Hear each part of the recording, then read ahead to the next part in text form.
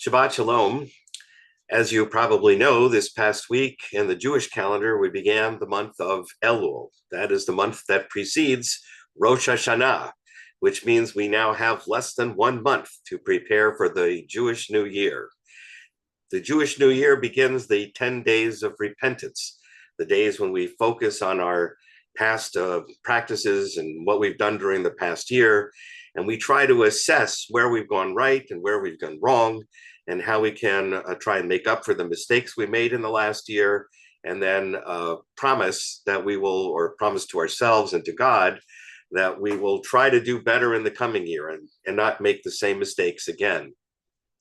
Along those lines, I received in the mail a recall notice called an Elul recall notice. And this is what it said. I thought I'd share it with you. It says, regardless of make or year, all units known as human beings are being recalled by the manufacturer. This is due to a malfunction in the original prototype units, codenamed Adam and Eve, resulting in the reproduction of the same defect in all subsequent units. This defect is technically termed serious internal non-morality, but more commonly known by its acronym, sin. Some of the symptoms of the sin defect are loss of direction, lack of peace and joy, depression, foul vocal emissions, selfishness, ingratitude, fearfulness, rebellion, and jealousy. The manufacturer, Adonai, is providing factory authorized repair service free of charge to correct the sin defect.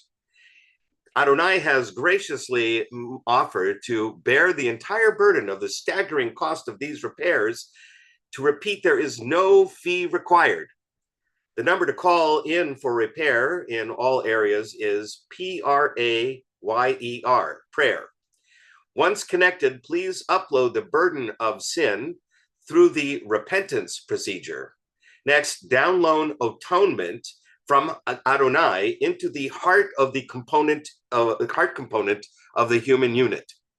No matter how big or how small the sin defect is, Adonai will replace it with love, joy, peace, kindness, goodness, faithfulness, gentleness, patience, and self-control. Please see the operating manual Torah for further details on the use of these fixes. As an added upgrade, the manufacturer has made himself available to all repaired units through a special internalized function called Neshama, enabling direct monitoring and assistance. Repaired units need only make the Neshama welcome, and she will take up residence on the premises. Warning: continuing to operate a human unit without corrections voids the manufacturer's warranty, exposes the unit to dangers and problems too numerous to list, and will ultimately result in the human unit being incinerated.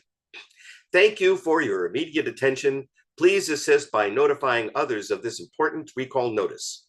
Have an uplifting Chodesh Elul, month of Elul, Shana Tova Tikatevu V'Techatemu. May we be inscribed and sealed for a good new year. Of course, it's not going to be quite so simple as this recall notice would suggest. We're actually going to have to do some work. That work is called Cheshbon HaNefesh, the accounting of our soul, in order to try and make improvements to how we function. That involves trying to determine where we've gone right and where we've gone wrong. New Year's Eve, as I like to think of, is the beginning of our accounting period for soul work.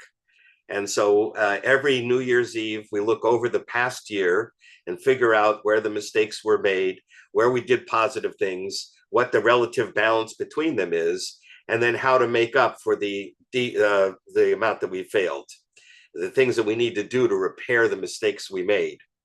Very much like the tax accounting year, from January 1st to December 31st, we figure out how much profit we've made, and then we need to make an accounting for how much income we've earned.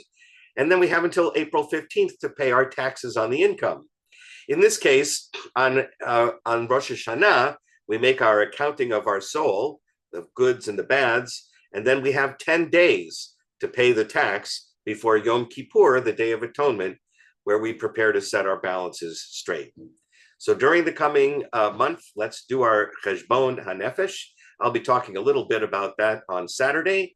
Rabbi Strauss will be talking about the tragedy that we experienced at the beginning of this past week with the murder of the hostages by Hamas. And I hope that you will join us for Shabbat evening, this evening, 6 o'clock to 7 o'clock, and then Saturday morning, 9:30 to noon, roughly. I hope you all have a wonderful Shabbat Shalom and a very good new year.